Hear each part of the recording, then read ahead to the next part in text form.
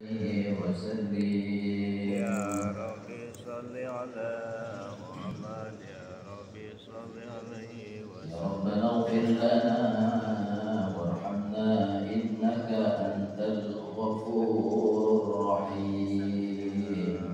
ربي يا صل رب على صل على محمد محمد يا يا ربي رب صل صل عليه عليه وسلم. وسلم. يا ربنا اغفر لنا واعف عنا إنك أنت العفو السلام. يا ربي يا صل رب على صل على محمد يا يا رب ربي صل صل عليه عليه وسلم. وسلم. بسم الله الرحمن الرحيم.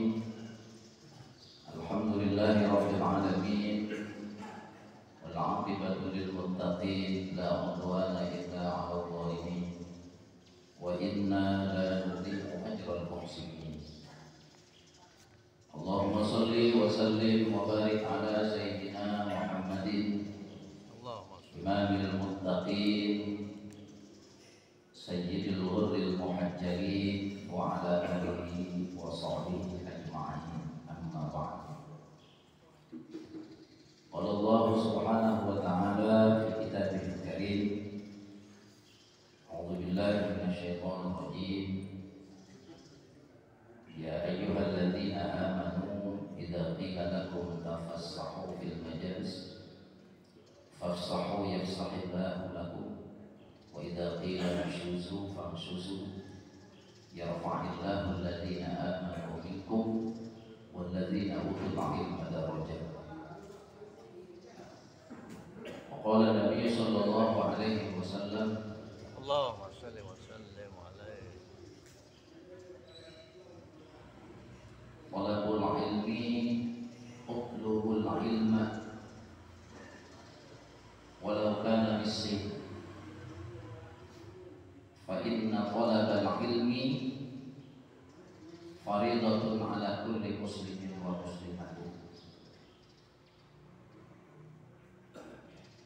Hadirin ma'asyiral muslimin, jamaah kajian subuh yang mudah-mudahan selalu diberikan kesehatan oleh Allah Subhanahu wa taala. Bil khusus sahibul fadilah wal karamah al-alim wal allamah, para asatidzah, para kiai, para mursyid yang mudah-mudahan selalu juga diberikan keberkahan Allah Subhanahu wa taala, bil khusus guru kita Bapak Kiai Haji Muhammad Muslim MS barakallahu fihi. Amin. Kepada Ketua DKM Amanda Kiai Haji Muallim Sanid Abbas barakallahu fihi. Mudah-mudahan selalu diberikan keberkahan Allah Subhanahu wa taala. Amin ya Allah. Khusus pada sepuh yang masih kuat ya, melangkahkan kakinya, merealisasikan niat dan tekadnya. Hadir juga ada Bapak Haji mungkin makin segar ya, makmur dia, makin makmur ya. Juga ada Haji Amsir, ada Waman Dalahi, ada juga Waman Bang Ahmad Bedawi, yang semuanya mudah-mudahan selalu diberikan keberkahan, kesehatan oleh Allah Subhanahu wa taala, dan juga para ibu yang ada di Satir sana, ke Sutroh ya, yang mungkin jumlahnya juga agak banyak. Mudah-mudahan selalu diberikan keberkahan oleh Allah Subhanahu wa taala. Hadirin hadirat Bapak Ibu sekalian yang dimuliakan Allah, puji syukur marilah kita menjaga kehadiran Allah Subhanahu wa taala pada kesempatan subuh ini. Tanggal berapa ya? Berapa ya? 12 21.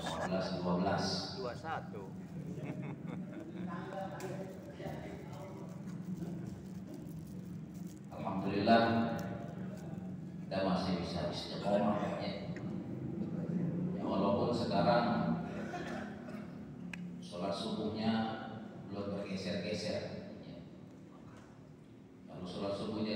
aja, kurang 1 menit, enak kita bangun jam 4:30 masih bisa tahajud. Ya. Terus sekarang bangun jam 4, ya udah, habis berapa tahun udah ya. Imamnya juga udah ngeliat di belakang penuh apa belum ya, kata jenazah udah lah, didorong terus ya. Nah, iya, ini belum geser-geser musim 7, 6, 8 ya, terus aku berat, ini musim hujan. Kata dia dulu kita masih begitu marah ya. Kalau tiap hari kata nggak asin udah. Ya kalau kita tebak-tebakan masih lah kita mah beratnya. Alhamdulillah ya seberat-beratnya juga. Tapi kalau udah biasa mau enggak sih dibangunin. Ya. Jadi kita kalau udah biasa mau dibangunin sama malaikat. Jadi setiap sepertiga malam itu ya malaikat turun, yang turun ya Allah turun gitu ya. Jadi melalui malaikatnya kalau kita bangun itu yang bangun malaikat. Mur melek kesononya terserah kita. Malaikat bangun sini dulu. Ya. Habis itu tugasnya setan. Ya. Itu tugasnya iblis itu habis itu. Kalau kita melek kaget itu malaikat, makanya ada doanya. Ya, ada doanya. Apa doanya? Doanya gampang. La ilaha asyhadu an la ilaha illallah wahdahu la syarikalah wa asyhadu anna Muhammadan abduhu wa rasuluh. La ilaha illallah wa la syarikalah lahul mulku wa lahul hamdu wa huwa ala kulli syai'in qadir. Subhanallah walhamdulillah wa la ilaha illallah wallahu akbar. Doanya tuh. Kalau nggak baca begitu lewat. Kalau misalkan meleknya jam 2 mau tidur lagi silakan, tapi bangunin lagi. Ya, jadi kalau malaikat itu tugasnya ngebangunin cuma kita melek doang. Ya. Kesononya itu tanggung jawab kita. Ente mau berusin tahajud silakan. Ente kalah sama keadaan ngantuk dan sebagainya silakan. Ya. Oke, di situ malaikat cukup di situ doang. Makanya kalau udah biasa nih, kalau udah dapat nikmat istiqomah, misalkan kita sholat subuh sekarang jam 4:08 misalkan, itu biasa setengah 4 udah dibangunin mau nggak ya bangun, ya bangun. Itu bagi kita yang ya kesononya itu faman syaa falyu'min wa man syaa falyakfur. Silahkan mau diterusin sama kebaikan silakan, sama kebaikan silakan. Nah, ya. Jadi nggak ada pemaksaan sebenarnya. Ya Allah tuh nggak maksa kita, cuma makanya Allah dalam hadis kursi itu merajut kepada hambanya, mengharap banget kepada hambanya. Ya. Jadi kalau antum nggak bisa sholat tahajud, sholat qobliyah subuh atau sunnah qobliyah subuh, kalau nggak subuhnya atau kalau nggak bisa tahajud, nggak bisa baca Quran, ingat nama saya, kata Allah. Kalau nggak ingat nama saya di dalam lisan, ingat di dalam otak. Kalau nggak ingat di dalam otak, ingat di dalam hati. Ayo terus. Ya. Kalau misalkan dia lupa itu semua, tahajud enggak, taklim enggak, ke masjid enggak, qobliyah enggak, tahajud enggak, subuh enggak, lewat dia, kata Allah, udah, ya, semuanya udah diusahain oleh Allah dan para malaikat. Kalau itu udah terserah, ya. Jadi Allah tuh sangat tidak memaksa. Nah, makanya susah Pak kalau subuhnya malam sekali itu kita mau sholat isyraq aja susah. Ya, kalau di Mekah tuh katanya antara adzan kedua subuh itu dengan qomat lama Pak. Saya pernah ngomong juga sama yang udah di sono, lama Ustaz. Saya baca Quran 4 lembar aja belum qomat. Ya, 4 lembar aja belum qomat. Perasaan kita kalau kita tidur itu masih bisa nggak ketinggalan sholat subuh. Jadi kalau sekarang misalkan sholat subuhnya jam 4 10 menit, kalau di kita ya, yang bagus itu sholat subuhnya kalau kita mau kita ambil isyraqnya atau kita qunut ba'da subuh gitu ya. Itu seharusnya sholat subuhnya entar nungguin jam 5. Jadi kan kalau jam 4:10 subuhnya berarti tuluknya, syuruknya. Kalau dulu kalau kayak jam yang lama tuh itu ada tuluk, ada syuruk. Jadi naik berarti itu matahari terbit. Ya. Nah, seharusnya kalau misalkan kita mau ngejar tuluk, jadi ketika tulukul fajri itu ada sholat sunnah yang namanya sholat isyraq. Sholat tuluk, sholat syuruk. Ini sholat yang biasanya kuat dilakukan oleh para orang-orang soleh. Kalau saya pernah sholat di Al-Azhar itu banyak Pak.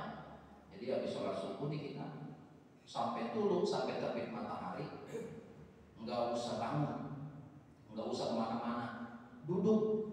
Ya, makanya kalau kata Nabi, man sholat subha, barang siapa yang sholat subuh, summa yadkuru, kemudian dia berzikir, summa yaqudu, kemudian dia duduk terus, yaqudu wa yadkuru, duduk, zikir, hatta tatlu asyamsu, sampai tergelincirnya matahari, sampai terbitnya matahari.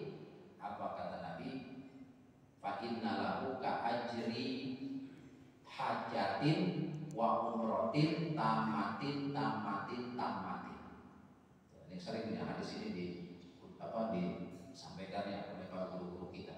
Barang siapa yang habis sholat subuh, kemudian dia duduk di tempat makannya, artinya enggak geser ke kanan, enggak geser ke kiri, dia diam duduk menghadap kiblat. Ya. Setelah itu dia membaca apa aja silakan. Kalau kita baca manaqibnya Syekh Saman, ya, Syekh Saman itu ada kita selamat tanam itu ya itu dianjurkan. Jadi beliau itu karena beliau itu seorang wali. Kalau orang wali mah bangun jam 2 atau jam setengah 3 sepertiga malam, itu udah sholat, wirid, kemudian sholat subuh, ya. Habis sholat subuh duduk, kemudian zikir lagi, zikirnya bebas. Tapi kalau di Syekh Saman itu di ijazahnya Syekh Saman enggak gitu. Dibaca, beliau baca Ratibul Haddad. Ya. Jadi malamnya udah baca Quran, udah wirid yang lain, sholawat dan sebagainya. Habis subuh baca Ratibul Haddad sampai terbitnya matahari. Ya. Habis terbit matahari beberapa saat kemudian baru kita sholat 2 rakaat. Usolli sunnatal isyraq. Habis itu baru itu duha muda namanya. Ntar beberapa saat kemudian baru sholat duha. Ya, sholat duhanya berapa? Bisa 8 rakaat, bisa 12 rakaat. Ya. Tuh kalau udah ngelakuin begitu Pak, udah mesti jadi wali gitu kan. Segitu doang tuh kalau di ijazahnya Syekh Saman itu. Ya. Nah, kalau kita misalkan kita nih mau bertamu gitu, mau bertamu ke Alam Fasir ke sana. Ya. Kalau kita datang jam segini, nah itu paling itu berjamaah doang beliau.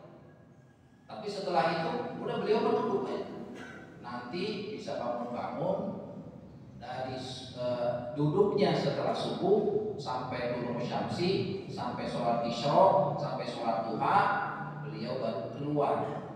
Ya, nungguin tamunya, nungguin apa muridnya ngajar segala macam. Itu di sekitar jam setengah 9. Kita datang sama-sama 10, beliau udah ada di dalam. Ya. Nah itu kalau buat kita berat, ya. Tapi boleh kita coba sekali-kali.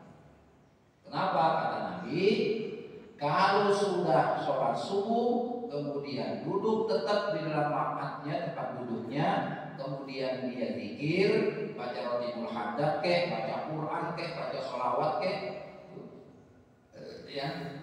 Nah, sampai suruh, sampai terbitnya matahari, habis itu kita sholat isyraq 2 rakaat. Tuh, ya. Apa kata Nabi? Dia seperti melaksanakan haji dan umroh dengan pahala sempurna. Ya.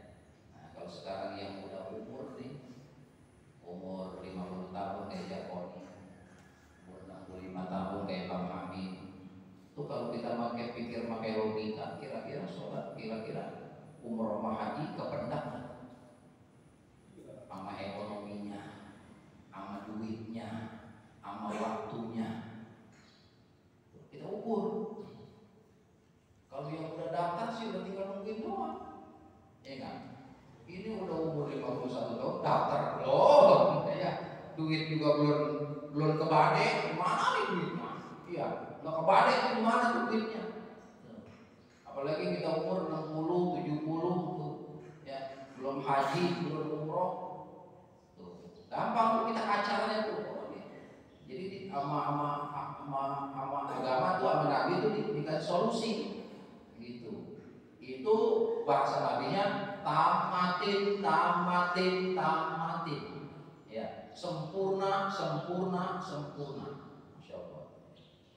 Ya kalau yang masih muda kayak Idrus, ya masih muda. Boy Arkan masih muda, ya. Kalau yang masih muda mah mungkin ya secara logika tuh nyari duit masih bisa. Ya. Ini sekarang pas setelah pandemi, ya, diperkirakan haji umroh naik turun. Iya. Sebab sampai apalagi kalau kita melihat di YouTube itu 2002 itu bakal ada huru-hara di Mekah itu, perebutan kekuasaan. Karena sekarang itu Raja Salman sekarang lagi diungsikan. Karena sudah katanya disuntik lah sama MBS itu ya, Muhammad bin Salman yang sekarang itu bikin show musik, jadi rekreasi pantai udah dibebasin di Arab Saudi. Nah itu udah musik laki-laki perempuan itu. Aduh, kalau kita lihat di YouTube itu Pak, orang Arab itu memang benar kata Allah itu, al-aqrabu asyaddu kufra wa nifaqah. Kenapa Islam itu diturunkan di Mekah, di Arab Saudi, itu di Timur Tengah, bukan di sini? Karena bejatnya luar biasa. Saya lihat semalam tuh sekitar jam 2 ada di snack video itu ya, itu ada orang ceweknya pakai cadar, tuh, lakinya pakai gamis, pakai peci haji, tuh kayak si Makmur sama Nasir. Wah, ini lagi foto main remi, iya, kayak judi Cina. Sebab apa Pak? Sebab di Saudi itu kan pakaian agama kan dibungkus sama pakaian, karena pakaian itu adalah ciri-ciri orang Arab yang pakai gamis, ya. Itu kalau di Solo lagi judi datang ke Indonesia pakai gamis udah kayak haji bontot gitu ya. Ini datang ke sini, bisa hari apa haji Nasir cium tangan, iya. Ada ente bahlul, ya. Di Solo kok pecah. Ya makanya ya apalagi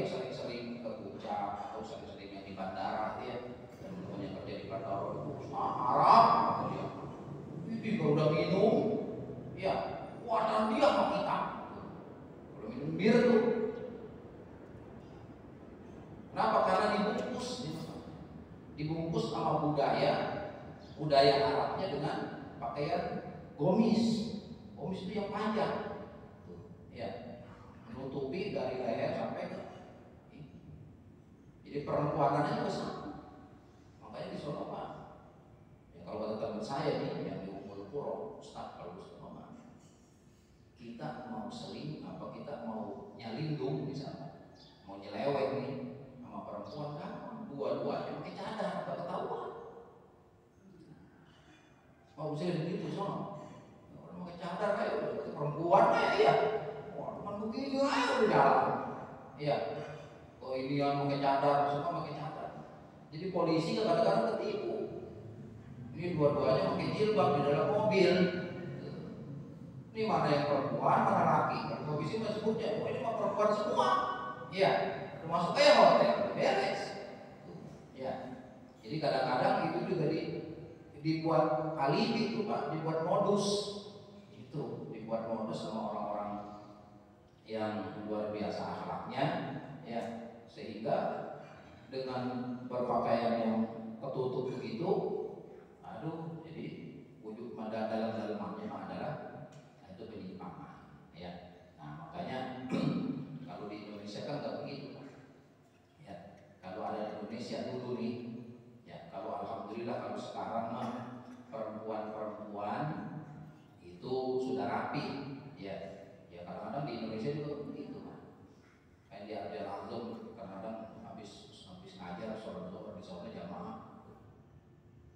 Itu Pak, kadang-kadang di pojok-pojokan itu orang pakai cadar juga pada pacaran, ya. Padahal mau ketutup, gitu. Tapi mesti mojok kayak, iya. Jadi sekarang tuh karena udah ya apa emang tuntutan orang tua atau sosial masyarakat itu semuanya orang pakai jilbab ikut pakai jilbab, iya. Orang pakai cadar ikut pakai cadar. Padahal kalau di zaman kalau hari ini orang pakai cadar pakai jilbab hatinya jauh dari Allah, ada juga yang begitu. Tapi kalau waktu kita masih kecil itu Pak, itu di kampung besar juga saya lihat ibu-ibu jarang yang pakai gamis, ya, makanya kebaya. Kalau dulu Pak, makanya bukan jilbab, kudungan, ya nggak? Kalau kata orang Irama kerudung, ya, kerudung itu bukan jilbab. Rambutnya panjang, nggak dikepang, nggak diikat, berurai. Dia pakai kerudung. Sekarang masih ada, ya. Rambutnya kelihatan. Tapi ditutup palanya. Oh, iya. Itu zaman kita kecil mah banyak ibu-ibu begitu. Ada yang pakai kayak ibunya paling kundang. Iya. Itu doang. Cuman hatinya bagus. Ya. Hatinya bagus. Bahkan kalau kita flashback ke 400 tahun yang sebelumnya, itu kalau kita lihat film-film Wali Songo, ada Ratu Campa atau pengikut-pengikutnya para wali, itu pakai kekemben doang. Ya, walinya mah rapi. Sunan Kalijaga ini udang-udangnya juga, kamisnya juga. Itu ya, kalau lagi jalan tuh 9 wali, masya Allah kelihatannya kayak bagus-bagus. Coba lihat bininya, itu kondek, sudah berapa tahun? Iya, kondek nih. Iya, tuh. Makanya kalau ada yang mempermasalahkan, ya, sekarang kan mempermasalahkan kayak Sukmawati itu, kondek lebih bagus daripada jilbab, misalkan dia. Tuh. Emang kalau kita flashback ke para wali itu istri-istrinya cuma pakai kondek, pakai kemben di orang mandi. Aduh, sekarang begitu, bini Ustaz begitu. Haji Nasir datang ke rumah saya, bini saya pakai begini doang, bini. Atau kelihatan dadanya, ya, kelihatan lehernya. Tapi orang-orang dulu Ya kalau orang dulu, kalau yang zamannya para wali ya mungkin karena adat budayanya ya kayak begitu. Tuh, adat budayanya ya kayak begitu. Ya, adat budaya di tahun sekian. Nah, tapi nah itu karena itu budaya Indonesia. Terus sekarang mah, ya kalau sekarang kan kita cari orang yang konde nggak ada ya. Nah, kalau itu dulu zaman masih ngelamar, itu bininya masih pakai konde. Tuh, kita ingat sih masih kecil, ya. Waktu itu tahun 80-an nggak ada jilbab, yang ada kerudung, gitu ya. Apa bedanya jilbab sama kerudung? Beda. Kalau jilbab itu bahasa Quran, ya.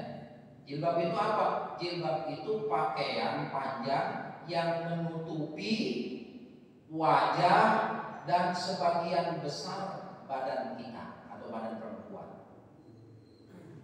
Kalau sekarang itu bukan jilbab, kalau sekarang masih kerudung. Kenapa? Karena wanita sekarang kerudungnya itu pas-pasan, ya, pas-pasan menutupi palanya doang. Lihat kalau bini kita punya jilbab, ya, itu jilbabnya cuma menutupi palanya doang, auratnya, ya, pala di situ doang. Leher enggak, leher kelihatan. Padahal ayat yang turun tentang jilbab itu adalah turunnya di Madinah ketika Nabi selalu berinteraksi dengan orang Yahudi. Orang Yahudi itu apa orang kafir Quraisy sebagian itu ya, yang nggak pakai cadar itu mukanya dibungkus, ya. Ini apa palanya dibungkus nih, walaupun ada yang masih kelihatan rambut-rambutnya, itu leher sama dadanya kelihatan. Tuh, ya. Turun tuh ayat jilbab. Jangan kayak begitu pakaian orang muslimah. Ya. Muslimah itu pakaiannya jilbabnya harus gombrong gede. Ya. Jadi jilbab yang syar'i itu yang sesuai dengan ajaran Islam adalah jilbab yang menutupi leher, dada sampai perut.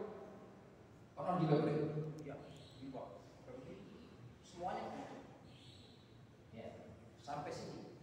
Baru dia pakai gamis. Itu nanti jilbabnya. Kalau sekarang enggak, ya. Kalau sekarang jilbabnya jilbab-jilbaban, jilbab mode, ya.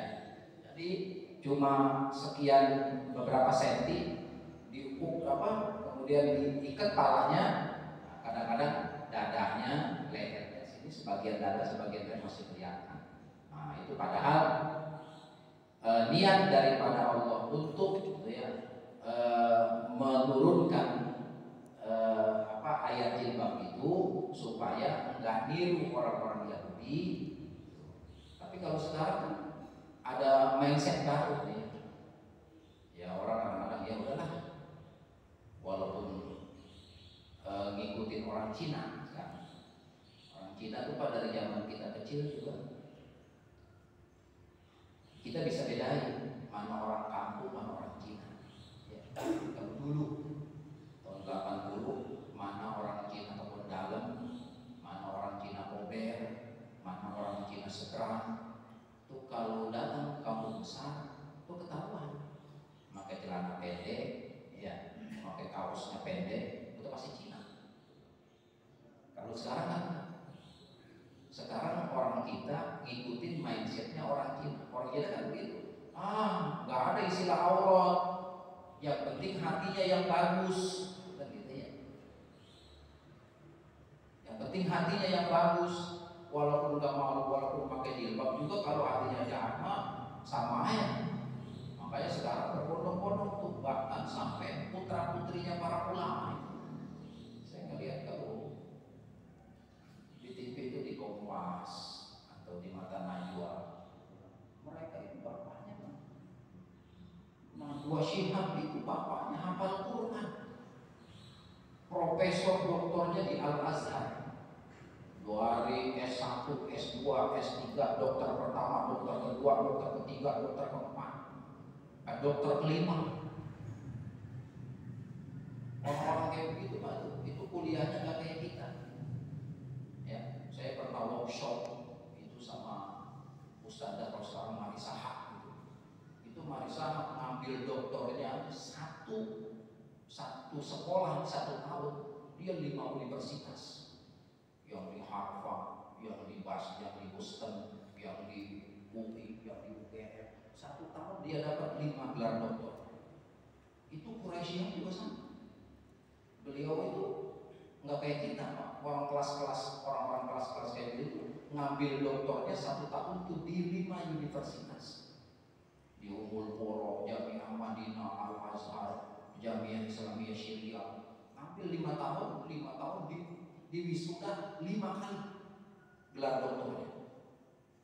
Besok tahun depan belajar lagi, ngambil doktor lagi di 5 universitas lagi. Karena emang dunia mindset pendidikan beda. Itu di Indonesia sekarang udah luar biasa begitu. Itu setiap toko-toko tuh kalau kita ikut workshop atau lokakarya atau orang-orang ini ya, orang-orang hebat gitu di Indonesia itu udah sama kayak luar negeri gitu. Artinya saya dulu pernah kuliah, itu teman saya, kalau saya kuliah di IAIN aja, itu biayanya udah kos-kosan. Ada teman saya kuliah bareng sama saya di 3 universitas, di UIN dia, di UNPAD dia, di Unisba dia. Begitu keluar 4 tahun setengah, UIN dapat sarjana, Unisba dapat sarjana S1, di UNPAD dapat sarjana S1. Di UIN dia ikut Usuluddin, akidah filsafat. Di UNPAD dia ikut matematika, di Unisba dia ikut fakultas hukum. Kalau orang kita nggak urusan sampai, tapi di kota-kota besar, kota-kota pelajar seperti Bandung, Jogja, itu udah biasa. Satu mahasiswa kuliah di 5 universitas 1 tahun. Ntar habis S2-nya sama. S2 itu master, ya. Masternya sama. Ada yang di 3 universitas 1 tahun, ada yang di 5 universitas. Ya. Nah, termasuk Pak Quraisy itu juga. Beliau tuh waktu belajarnya itu ngambil S1-nya bukan di 1 universitas. Di Ummul Qura Mekah masuk, Jami'ah Syria masuk, di Libya Tripoli masuk. Oh, jangan gitu Pak. Ya. Tapi kita lihat Gus Dur misalnya, ya, beliau itu kan bukan sekedar dia belajar di Al Azhar, belajar di Baghdad, belajar di Indonesia, belajar di Mekah, ayo terus sampai sekarang Said Akil Siroj, Said Akil Munawar, itu sama belajar di Jami'ah, di Ummul Qura. Ya. Ternyata kebiasaan belajar begitu Pak, itu udah dididik, udah dibudayain oleh pemimpin-pemimpin Indonesia di zaman dulu juga sama. Saya pernah belajar di Atauci cerita tentang raja-raja Banten, dari Sultan Maulana Hasanuddin sampai adiknya Syekh Maulana Mansur Cikadul Cipularang. Ya. Apa kata beliau? Kita jangan menyangka raja-raja Banten itu sebelum jadi raja itu habis abangnya meninggal terus adiknya jadi raja. Syekh Mansuruddin itu sama bapaknya sebelum Syekh Maulana Hasanuddin turun tahta, beliau tuh kalau sekarang di kuliah. Di mana kuliahnya? Kuliahnya di Baghdad. Dikirim sama orang tua ke Baghdad, ke Mekah. Ya. Bahkan Syekh Mansur itu pernah ada satu kejadian, itu saya juga pernah cerita.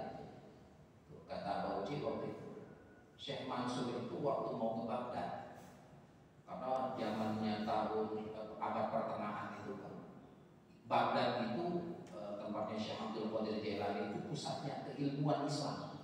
Jadi kalau sekarang kita di Jakarta, orang kalau dari daerah kuliah ke Jakarta itu udah luar biasa, prestisnya luar biasa. Zaman dulu tuh kalau belum ke Baghdad, kalau sekarang tuh kuliah kalau belum ke Al-Azhar, kalau belum ke Makkah, wah ulamanya masih abal-abal. Kalau zaman dulu itu ke Baghdad, orang di Baghdad itu pusat ilmu. Itu raja-raja Baghdad rata-rata kuliahnya di Baghdad sebelum dia jadi raja. Ya, artinya bukan sekedar dia ngurusin pemerintahan, tapi secara keilmuan juga dia luar biasa belajar di syekh-syekh yang ada di Baghdad, termasuk Syekh Mansur. Ya, kan kalau Syekh Mansur kan begitu diajak bicara sama bapaknya, Mansur, kamu mau jadi raja? Dia jadi raja, kata Bauji itu cuma 2 tahun. Ya, jadi masih kecil, masih muda, karena memang abangnya sudah turun, kemudian dia naik, cuma dia jadi raja cuma 2 tahun, enggak lama. Ya, apa kata dia, Bah, saya mah nggak pengen jadi raja lama-lama, saya pengen jadi guru ngaji. Ya, makanya saya masuk itu. Ya, kalau kita cerita Banten tuh banyak. Kalau di Labuan atau di Pandeglang, cerita-cerita mistiknya nih, itu kalau misalkan kita malam-malam ketemu harimau, ya itu harimaunya kalau kita bilang saya pengikutnya muridnya Syekh Mansur, aduh harimaunya enggak. Kenapa? Karena harimaunya katanya pernah ditolongin sama Syekh Mansur.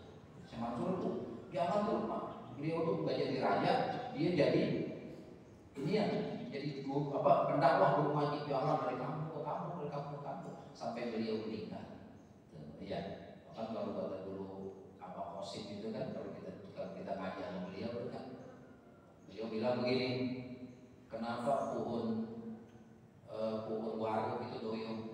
Ya, nggak ada waru lempeng, nggak ada. Di rumah makmur dong, di belakang rumahnya ada nggak tuh waru yang lurus?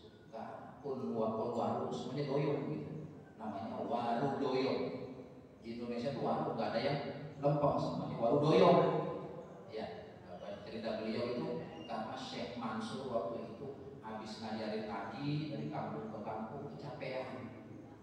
Ya, kemudian dia nyender karena dalam keadaan panas, dia nyender dulu sebelum Syekh Mansur katanya itu pohon waru semuanya lurus kayak pohon kelapa begitu, ya nggak doyong. Tapi begitu beliau ngaso tuh di nyender di pohon waru, nah itu pohon warunya langsung gitu, sampai keturunannya semua pohon waru hari ini semuanya doyong.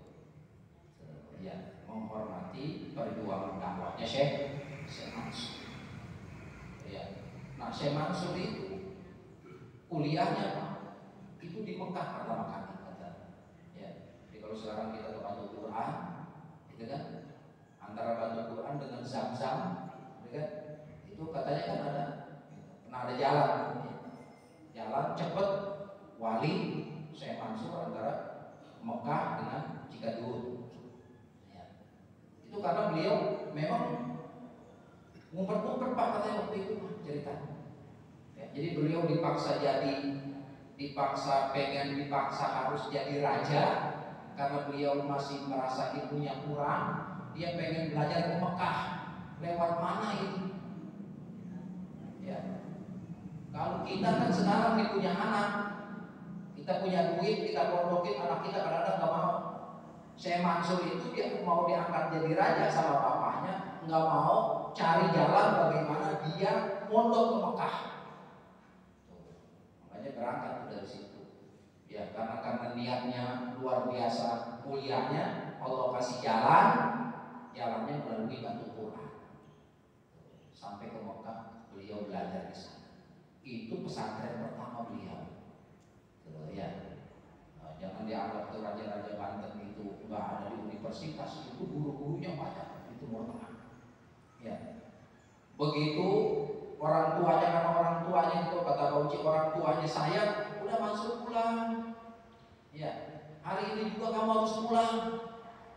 Pulang lagi dari Zamzam sampai ke, ya, ada yang bilang Zamzam, ada yang bilang Laut Merah, pokoknya langsung ke sini. Ya, habis dari sini nggak betah juga Syekh Mansur jadi raja. Pengen berangkat lagi ke Baghdad, pengen berburu dengan syekh-syekh yang ada di Baghdad, berangkat lagi. Tapi yang kedua, beliau berangkat bukan dari sumber Quran, tapi melalui biasa seperti orang awam, seperti orang biasa. Nah, makanya ketika itu kata Abu Uci, Syekh Mansur sampai di Cina, naik kapal air sampai di Cina. Sampai di Cina itu beliau ditemui oleh ratu jinnya Cina. Ya, ratu jin Cina. Konon nih mistik ini mistik banget ini. Sampai beliau menikah dengan wanita tersebut, Syekh Mansur menganggap itu manusia, padahal dalamnya enggak. Padahal dalamnya jin. Dalamnya jin. Tapi katanya beliau sempat nikah dengan orang Cina yang udah Islam gitu. Kemudian beliau punya anak. Habis dari Cina, Syekh Mansur langsung ke Baghdad. Lama di Baghdad, hampir 15 sampai 20 tahun. Belum pulang-pulang juga ke Banten. Ya. Kemudian ini anak yang dari Cina nih, anak beliau keturunannya kawin di Cina, itu udah gede.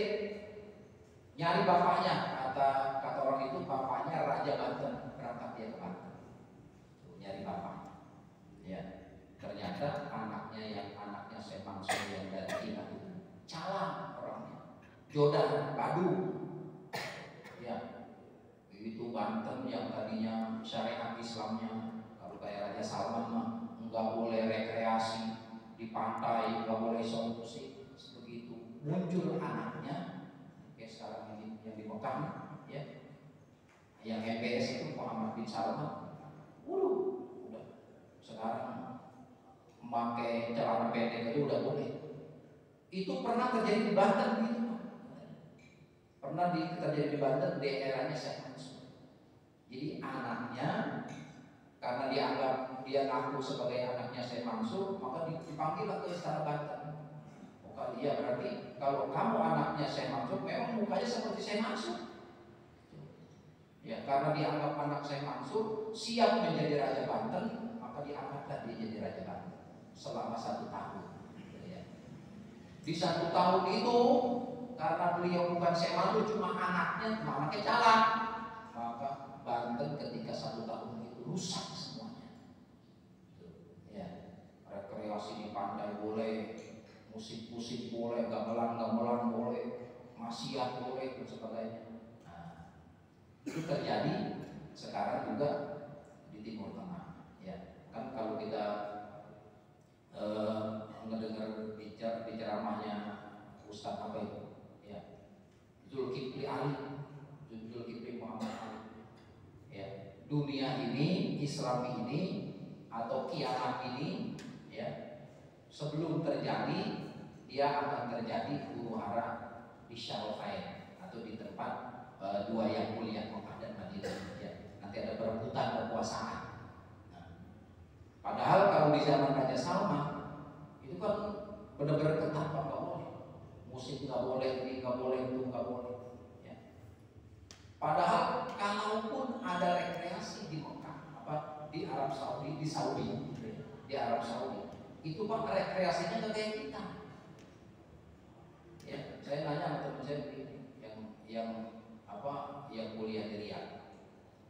Itu kalau di Riyadh kan ibu kota seperti Jakarta. Iya. Ada nggak kolam renang? Ada. Ada ke tempat rekreasi? Ada. Jadi orang kita kan sekarang kan tanggap Arab Saudi itu Mekah Madinah doang. Ya. Masjid, orang sujud, orang toa. Padahal Arab Saudi itu lebih daripada 20 kota. Najd, Riyadh, Jeddah, itu kan udah kota-kota besar semua. Ya. Walaupun boleh rekreasi di zaman Raja Salman dan Raja Abdullah juga tuh ada, cuman dipisahin dia. Jadi kalau kolam renang nih cuman kolam renangnya, rekreasinya dibedain, dipisahin perempuan sama laki. Ya, jadi kalau kita ke taman mini nih, tuh kalau di Mekah itu kalau rekreasi itu disebut bahasa Arabnya itu malha, ya bukan rekreasi. Jadi kalau kita lihat kalau di Saudi itu ada tempat rekreasi itu tulisannya malha, alha yulhi, itu sesuatu yang melalaikan. Jadi kalau kita kan rekreasi itu kan buat olahraga spiritual kita nih, lagi mumet, lagi bosan, lagi marah, kita jalan-jalan, namanya rekreasi. Tapi kalau di Saudi itu disebutnya malha. Malha itu tempat orang lupa, mungkin melupakan stresnya, melupakan ini, ya. Tapi kadang-kadang disalahgunakan. Itu malha itu untuk tempat melupakan semuanya. Nah, ya. Tapi tetap Pak, yang laki-laki, perempuan. Kalau kita ke taman mini katanya itu kalau di Arab itu yang laki-laki, yang perempuan. Ya. Atau kalau kita renang, boleh renang. Tapi laki-laki, perempuan. Kalau di Indonesia kan jadi luar biasa ya. Kita ke padang pasir, udah campur aduk. Iya, waduh lama murni, baru rekreasi namanya ya. Aduh kalau di Saudi mah ya begitu masuk, malah orang-orangnya awalnya juga ya, ada yang bisa dilihat. Makanya udah luar biasa. Makanya kita makanya kalau udah umur segini, kalau kita ke Malha tempat rekreasi, kalau kita ya hati-hati aja. Karena Indonesia itu bukan syariat Islam, negara agama tuh, tapi tidak melaksanakan syariat Islam. Makanya semuanya kita masuk neraka atau masuk surga tergantung kita, bukan tergantung negara. Kalau negara-negara Islam itu raja, pemerintahan punya kewajiban memasukkan masyarakatnya, yang mau masuk neraka silakan, mau masuk surga silakan, ditekan sama aturan negara. Tapi kalau di Indonesia enggak. Ente mau masuk neraka, masuk surga tergantung kita. Ya. Ente mau pakai jilbab, ente enggak pakai jilbab, perempuan silakan. Ya. Semuanya diserahkan kepada kita semua. Negara enggak ngatur masalah pribadi. Kecuali kalau mengandung kriminal. Ya. Orang lagi sholat dipukul, bahkan kita Pak, kalau melihat maksiat, kemungkaran, kalau kita belajar teks hadisnya, kalau kalian melihat kemungkaran maka harus dirubah dengan tangan kita. Ya, makanya zaman almarhum Maulid Islam, beliau tuh ngamalin hadis itu. Jadi kalau ada yang main, udah hajar. Ya. Tapi kalau sekarang bisa jadi masalah. Ya, jadi yang kemungkaran juga kita kurangi itu dengan aturan. Kemudian yang ibadah juga harus dengan aturan. Ibadah kalau nggak pakai aturan sama, nggak diizinin juga. Kayak kemarin misalkan ada 212 reuni 212 di Patung Kuda atau di Monas. Itu kan niatnya ada yang benar niatnya. Di sono kan ada Habib ngaji, ada yang ngaji Quran, ada yang baca sholawat. Itu kan niatnya kan tapi kabar. Iya. Cuma karena ada hal-hal yang dianggap bakal nanti sesuatu terjadi, tuh ya ibadah juga tetap dilarang. Udahlah, ibadah musuh itu nanti begini, ya bisa jadi tawuran dan sebagainya. Ya, makanya nggak boleh. Ya, pemerintah itu kalau negara demokrasi kayak kita, itu yang diurusin bukan spiritualnya. Spiritual silakan ulama tuh, ya. Kalau yang judi ini ada pakarnya, ya. Makanya sekarang Pak, karena negara udah nggak masuk ke dalam privasi masyarakat, nah, udah semua terserah kita. Kita mau masuk surga silakan, kita mau masuk neraka silakan. Itu memang sesuai dengan prinsip Quran. Cuman kalau dalam Islam juga kepemimpinan juga khalifah juga itu diatur. Ya. Jadi sebagai raja, sebagai penguasa, dia juga punya tanggung jawab. Ya. Kalau sekarang kan udah bebas kita. Lagi sekarang tuh banyak. Sekarang kayak kalau malam tuh saya bangun jam 2:30, saya buka TV One. Waduh, itu ada kiai menghamili 12 santri. Ya. Dengan buntu. Itu 12 santrinya di Nasir lahir semua ya. 12 pesantren lagi. Terus malam terjadi sekarang di Depok. Di Depok itu yang baru ketahuan 23. Bukan pesantren, gereja. Ya, gereja, pastor ngituin jamaahnya yang baru ketahuan 23. Punya anak semua lagi. Nah itu luar biasa. Kalau sekarang udahlah, kalau kita mendengar info-info kayak gitu luar biasanya. Nah, yang ustaz juga yang kena juga, gitu ya, yang gereja kena juga, ya, di akhir zaman ini luar biasa. Semuanya juga kita mengalami, gitu ya, artinya mengalami gangguan-gangguan seperti itu. Allah Subhanahu Wa Taala juga mengajarkan kepada kita, fa imma yanzaghunaka syaiton nazghun fasta'in billah. Jadi kalau ada sesuatu yang jelek-jelek dalam pikiran kita, nafsu kita, syahwat kita, banyaklah baca isti'adzah. A'udzubillahi minasyaitonir rajim. Itu yang banyak. Ya.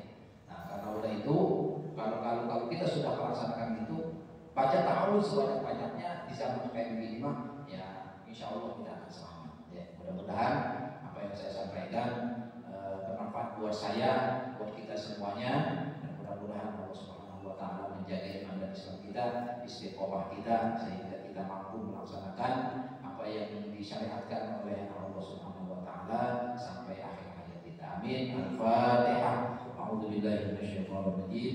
Bismillahirrahmanirrahim. Alhamdulillahirabbil alamin. Arrahmanir rahim. Maliki yaumiddin. Iyyaka na'budu wa iyyaka nasta'in. Ihdinas shiratal mustaqim. Shiratal ladzina an'amta 'alaihim ghairil maghdubi 'alaihim waladdallin. Amin. Wa'fu 'anna ya karim, wa'fu 'anna ya rahim, ya arhamar rahimin, yarhamna. Allahumma anfa'na bima 'allamtana wa 'allimna ma yanfa'una. Inna nas'aluka 'ilman nafi'an wa 'amalan mutaqabbala wa rizqan halalan thayyiban katsiran wasi'an wa shifaa'an min kulli da'in wa saqamin. Rabbana atina fid dunya hasanah wa fil akhirati hasanah wa qina adzabannar. Wa sallallahu ala sayyidina Muhammadin walhamdulillahi rabbil alamin. Subhanakallahumma wa bihamdika la ilaha illa anta astaghfiruka wa atubu ilaik. Walhamdulillahi rabbil alamin. Assalamualaikum warahmatullahi wabarakatuh.